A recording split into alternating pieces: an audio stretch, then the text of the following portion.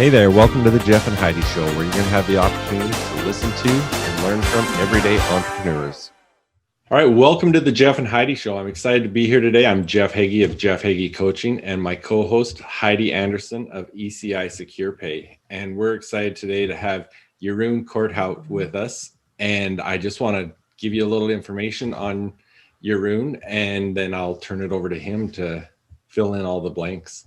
So Jeroen is the co-founder and CEO of Salesflare, an intelligent CRM built for SMBs selling B2B, mostly popular with agencies and SaaS companies. And I guess for any that don't understand all the lingo, we'll talk about that as we get into that. Salesflare itself was founded when Jeroen and his co-founder, Lieven, I hope I said that one properly. Lieven wanted to manage the leads of their own software company in an easy way. They didn't like to keep track of them manually and built Salesflare, which pulls customer data together automatically. And it's now the most popular CRM on Product Hunt and top rated on review platforms like G2 for its ease of use and automation features. So as someone that has tried multiple CRMs and worked with people that have tried, in fact, I've got a client that seems like every time I talk to her, she's trying a new CRM. It's awesome to have someone on here to talk about solving your own CRM issues and creating a product out of it. So welcome, Jeroen. Glad to have you with us. And maybe just tell us a little bit more about yourself. Yeah, if by the way, if anyone snores, it's not me, it's my dog just lying there. Don't be afraid. So I'm Jeroen. I'm co-founder and CEO of Salesflare, which indeed is a CRM company and a SaaS company. To that, not a 3-letter acronym, but a 4-letter acronym in this case. It's software as a service. So all this kind of software products you use online where you don't have to download anything, you don't have to install software. It's really software made for you, hosted in one place, updated for you all the time, and you pay usually a monthly subscription. That's in SaaS, as they call it, the usual business model. That is SaaS. So we are a SaaS company, as they say, and we provide sales software as a service. So it's small and medium-sized companies who use our software, usually, let's say, marketing agencies, software development companies, other SaaS companies, telecom companies, and lots of other ones. They use our software to better, in essence, follow up their leads. There's obviously way more to it, but if you had to reduce it to the essence, it's helping them to stay on top of their customer relationships, to basically have happier customers and in the end also then have business results, make more sales. And our software helps them with that in the sense that it organizes things for them, it makes that they're more in control of things, but it also automates a lot of stuff. How does it compare? Like, what does it do differently from some of the other well-known sales CRMs? That the only reason, because like we use one, we're in the merchant services industry, and we use one, and then they adapted it for our industry, and I find it really clunky. Like you're trying to you put something one place, but then you have to like change it. If you change something, you have to like change it 2 or 3 places sometimes. And so maybe that's something that you looked at. What else does your software do differently? And maybe just before you start on that, most of our listeners are entrepreneurs, and a lot of them are going to understand what a CRM is. And, you explain SaaS, but maybe also explain what CRM is, just in case any of our listeners don't understand that terminology. So CRM stands for Customer Relationship Management. So in the essence of it is managing your customer relationships. Then there are it's also sort of an overused term, and in that sense becomes kind of vague. So if you look on G2, there's now over 650 CRMs out there, but they're not all the same. It's not like they all do the same thing. Some of them help you to organize your e-commerce shop. Other ones are essentially email marketing platforms that have a database and they call it a CRM. Others are more about marketing automation, which also has quite some overlap with email marketing. Others are about helping you to manage your sales. So there's a whole lot of different things under one term. We focus, like I said, on small and medium-sized businesses. We also focus on what we consider the essence of CRM, at least for B2B companies, is the sales aspect, because we also focus on B2B companies. In the larger companies where we sell, like the medium-sized ones, we often compete with the likes of Salesforce, which in fact is a completely different system in the sense that it's more of, let's say, a package of building blocks that you buy, and then a consultant builds something for you with it. So it always requires a lot of development, and if you get it out of the box, it's probably not that handy. Not a super great fit for small businesses, but medium-sized businesses are sort of in the gray space there.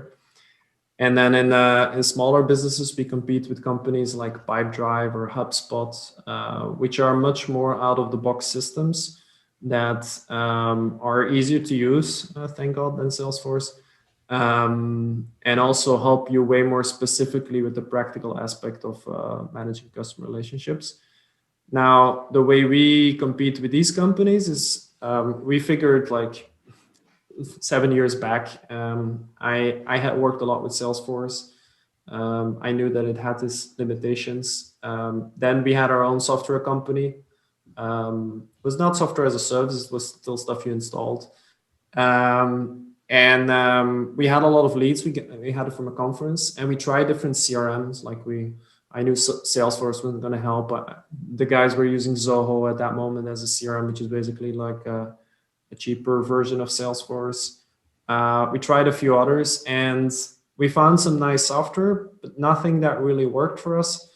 And the simple reason was that these software programs had outsized expectations of the amount of work we would do to keep them up to date. And we always felt ourselves slipping. Like we would start filling them out at least a little, but bit by bit, we would fill out less complete information and forget to put in things. And after a while, the software is supposed to help you manage things, stay in control, but it only works if the data is there. So as you start slipping, the system becomes more useless, and it goes quick from there. And at some point you just stop using and you revert back to whatever, an Excel file or, Yep. and you're back to square one, and it just doesn't help you organize yourself. And then we saw that actually all of that work that we were doing to keep a CRM up to date is avoidable, because the information we were inputting, we were sort of working like this. We were in our mailbox and we were emailing there, finding new people, and people would copy other people in, and there were email signatures and all these things. Every time we saw something new, we would take it and we would copy it into the CRM and then go back to emailing, or we would have a meeting in our calendar, then take that, put in the CRM. We would call someone, put it in the CRM. We figured that everything we were doing was already somewhere else, and we were like working in two worlds somehow. And that if we could just build a system that would pull it all together for us, that would be a huge relief. And it was with that idea that we started with Salesflare. We had a lot of side ideas there, which part of it made their way into the product, like this integrated email and web tracking and everything. So actually everything got mapped automatically. But that was the start of Salesflare now almost 7 years ago. And by now we have over 2,000 companies actively using the software. I think we're rated number 10 on G2 now of the 650. Number 3 though, and easiest to use. Number 1 and easiest to implement. Second best support, and third best ROI, I think, at the moment. That's great. So it does do email marketing, like automation? Our software does email automation, but it depends on the type of email automation you're looking for. So there's email automation in the sense of sending large-scale email newsletters. And there's email automation in the sense of you sending personal emails, but wanting to scale that in a personalized way. It's two very different things. The one is, let's say, MailChimp or ActiveCampaign or something. With that, you can do these big blast things. But if you want to communicate with your customers and don't want to type a lot of emails, do outreach or these kind of things, we have that sort of email automation built in. And does it do like tracking, like it like tells you who's opened your emails and what and if they went from there to your website or anything like that? Does it do that that part of it? Okay. Yeah. So we have email tracking built in. If you email from Salesforce itself, or you email from Gmail with the sidebar, from Outlook with the sidebar, it always gets tracked. So you can see whether people open your emails, even like the individually sent emails, not the automated ones or so.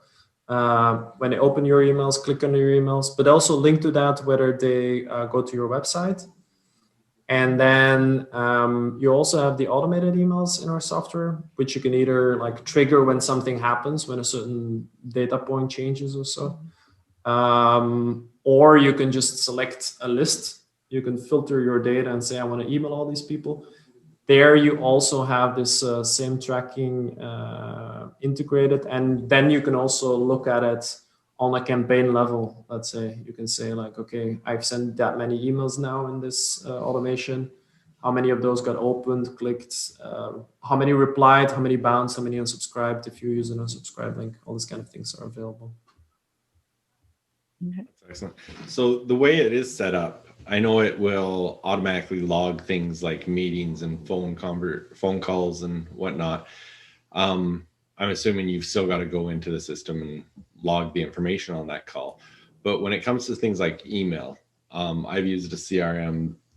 My biggest pet peeve with CRMs is people not using them. You know, you come in after someone's left the company and you follow up with a customer and you're like, well, where are we at? They didn't put anything in here. And so the fact that it will automatically log email conversations could be a huge tool that, okay, I don't know exactly what he was doing with his customer, but I can go through the email logs and see those conversations. So what do you see as someone that's obviously entrenched in the CRM world? What are the biggest benefits for, say, a sales team? What are the biggest benefits that come out of using a CRM like this, that you do have so many automated features that it creates an ease of use? Yeah, good question. It all starts, I think, with so there's normally this imbalance between the amount of work you need to put in and what you get back. That's what we try to solve. Normally, you have to do a lot of work to keep it up to date. On the other hand, it doesn't really help you in many cases. So we try to minimize the work on the one end, and then based on all the data we generate, which is way more than you'd ever input manually, the system can also help you, give you some automated reminders to follow up people, or that you forget to answer an email, or that you need to add notes to a meeting or stuff like that. So that's first what we try to solve. But then you asked about benefits. I think the very basic benefit is linked to what I said before. When I ask customers what is the essence of why you use Salesforce, it's to follow up our leads, our customers. If you don't have a system, it's very hard to follow up with more than, let's say, 5 to 10 people at the same time, just based on your brain. If you have tens or hundreds of people you're in touch with, it's just not doable without a system. You need to organize yourself. So that's why people, and at least why the end users, the sales people, use the CRM. Then if you ask a sales manager, they say, yes, that's very important to us. We make much more revenue if we follow up well, because we just lose a lot of potential along the way if we don't. But next to that, they also want to be able to coach their salespeople, and they want to see how they're doing, and they want to have control over things. And as long as everything is in the dark, they have zero control to improve what they're doing. And then the issues pop up, like you said, like somebody is sick, nobody knows where to pick up. Somebody leaves, you need to start all over again. It's like all the relationships left and all the knowledge is just gone because that person left. It's just horrible for a business. It can stall your business. It's also about departments working together. Like if salespeople don't input data, then marketing doesn't know who they're talking to, and then marketing is sending maybe a promo to customers that sales team is just about to close. All kinds of weird things can happen. Or the finance department has no insight whatsoever into what sort of revenue they're going to get in that quarter. While if the sales team would just keep track of it, you could actually perfectly forecast the revenue, have a good view on that, and then adapt yourself based on that. And there's lots of other benefits like that. Just the power of data is in control. It's in organizing yourself. It's in improving, but it's also to a certain extent in collaboration. Because if you don't have data in a system, then you need to talk to each other about every single thing, and that's just not doable. And having data in one place just replaces that talking and makes collaboration so much easier. Now, does it link to, say, Gmail and Outlook, or does it eliminate the need for Gmail and Outlook? It links to Gmail and Outlook. And actually, in our very first version, we thought nobody's going to leave Gmail and Outlook. They're very used to it. So what we did is we only built the plugin. So we had Gmail or Outlook, and in there you could use Salesflare. And we didn't really believe in creating a system in which you then would email people. Now people have been asking us for this after that, and then we actually created the CRM, and from there you can also email nowadays. But in the beginning we didn't even do that. So if you use Gmail, for instance, you open an email. Next to it, you see the information about that company. You see the contacts you have there. You see the opportunities you have running. You see the timeline. You see the files, social stuff. Everything is there in that same view. So you can work from Gmail. You don't have to switch tabs all the time. Okay. But then sometimes people prefer to go in another modes. They're like, okay, I want to go into the CRM now. And that's perfectly possible as well. And then you can email from there. You know, so you don't have to go to multiple places. You can, if you put it in one place, it'll be both places. Yeah. And also, so it's not just that, as we say, development-wise, client-side integration. There's also on the back, Gmail and Salesflare are completely integrated, which means that if a new email pops in to Gmail, Salesflare automatically processes it, gets out the contacts, finds email signatures, names, email addresses, shows it in timelines, all that kind of stuff. Nice. That's powerful. One of the things that I think is really powerful here, and actually, you know, I mentioned someone at the beginning that I have as a client that has tried multiple CRMs, and I know one of the things that they really value is the integration.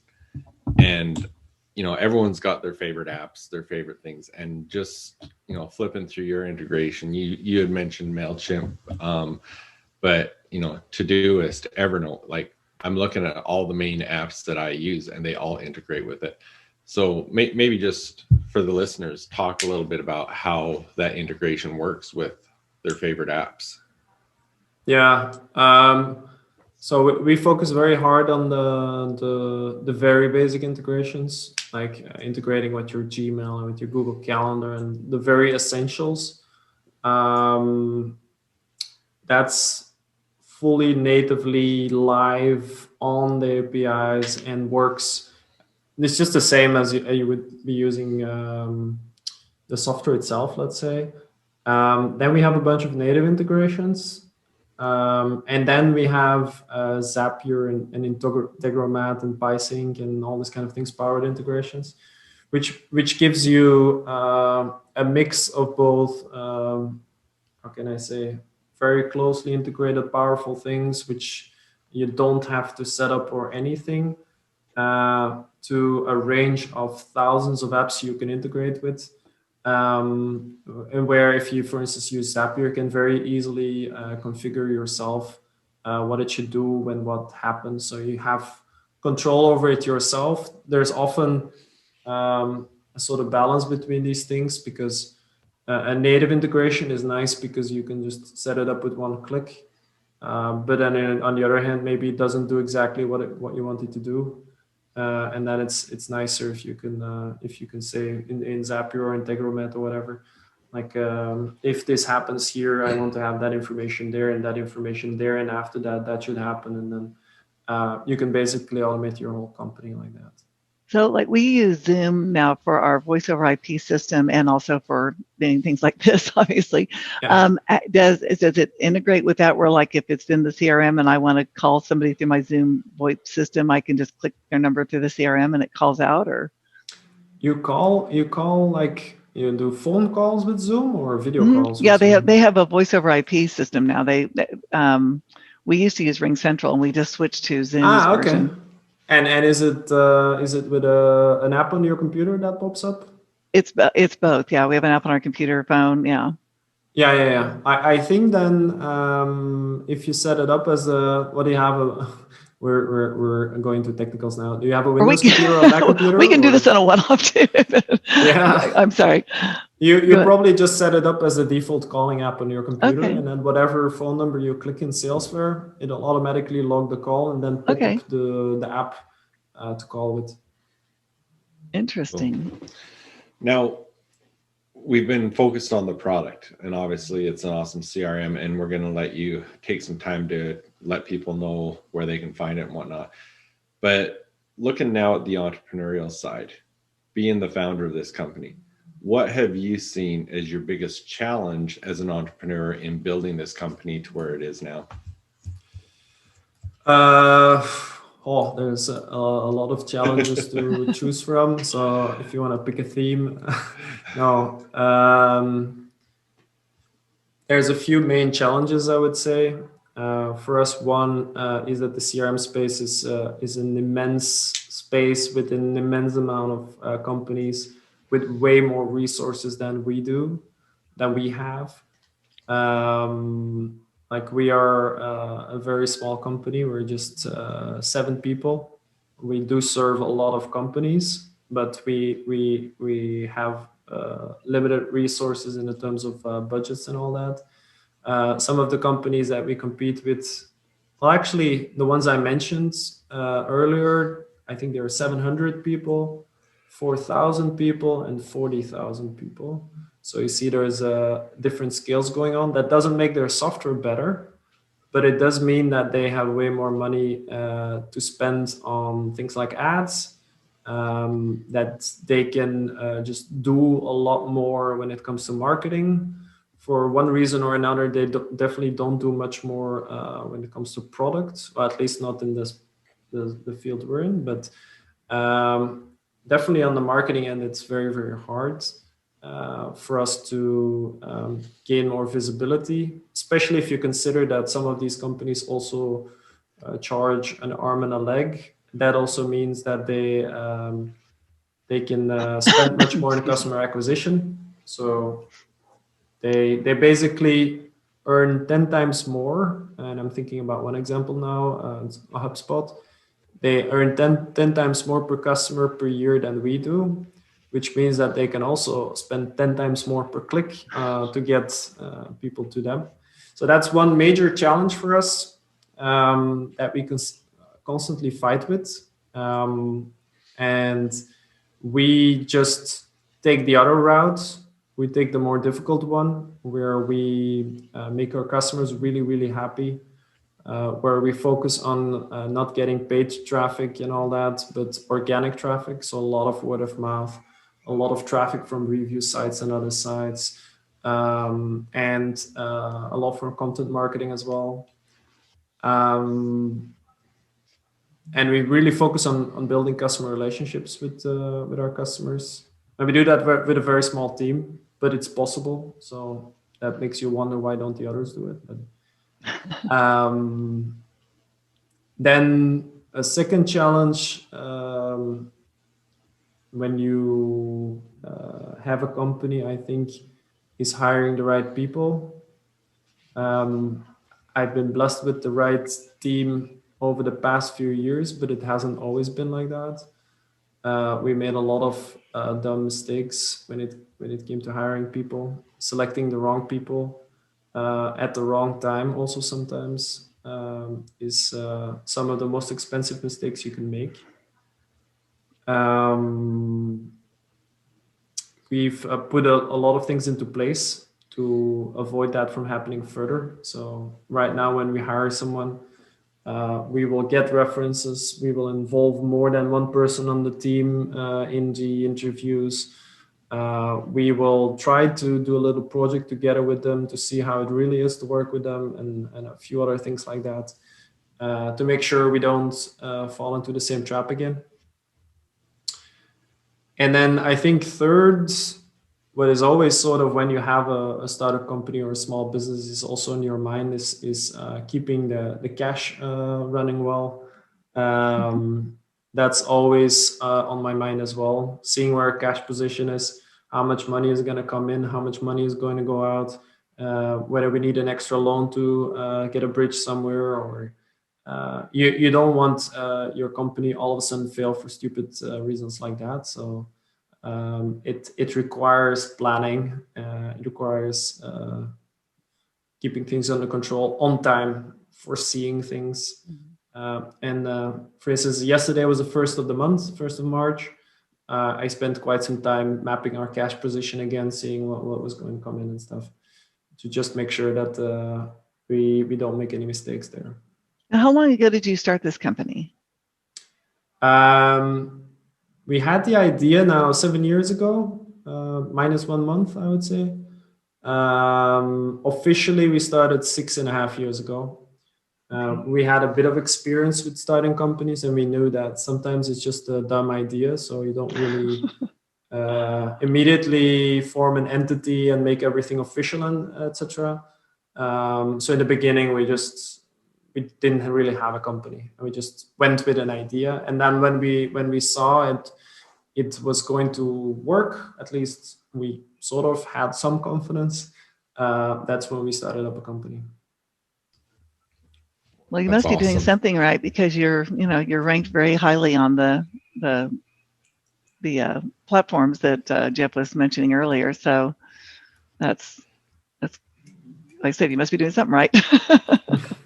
So we're getting to our time limit here. What I would like to do is give you a moment to, first of all, talk about a few things: where people can find out more about this product, where they can find out more about you. I know, the product, I'm sure it's available on all the different social media sites, all those different things, but also talk about your offer to try it for free. Talk about how easy it is. If someone's using another CRM right now, how easy is it to switch over? Yeah. If you want to learn more about Salesflare, you can just head to salesflare.com. You can read all about the software there. You can also see it without connecting your emails right away, like starting an account. I think that's still live, and if not, I'll prolong it. So that way you can check out the software with no whatever. It's relatively easy to move from one CRM to another. It just requires exporting into from the one and importing into the other. To help you, we have a video and an article. I think the video is 5 minutes. The article is probably also about 5 minutes to read, to make sure you don't make any mistakes there. If you're still afraid of doing it, we can also help. There's usually someone on the chat, and there's always a developer standby. So we can always look at these kind of things together. I think in the statistics on G2, for instance, they say that it takes about 3 months, usually with a CRM, to get up and running. In our case, it's more like 3 days. but I might be missing the exact number here. We give you a trial of, it starts at 7 days, but we give you more days on the trial as you set it up further. There's a little setup guide that pops up in the beginning on the bottom left. And if you go through the steps, it's really easy. You just click on the first step. It goes to the right screen. There's an article and a video. You do the first thing, then the second thing. You get extra days on the trial, and it goes somewhere from to 30 days. And if you have a larger team, you can even earn more days. And then when you like it at the end, you can sign up. If not, you can get your data and move somewhere else. That's all fine. And if you want to get in touch with me, if you have questions about this or you want to talk about something else, you can always send me a connection request on LinkedIn. There's only one person with my name, so that part is easy. But please do include a personal message. If people don't include a personal message, they are part of a sea of spam, and I have no idea why you've contacted me. I will just assume that you're trying to sell something to me or so. So if you include a personal message, I will certainly connect with you and we can have a chat. Great. Excellent. Well, thank you. We appreciate you sharing all this information with us today. I will put the links and everything in our show notes so that people can find it easy there as well. But thank you. It sounds like you've got an incredible product, and appreciate you being with us. Yeah, I'm going to take a look at it today. Sounds good. Let me know if you need help.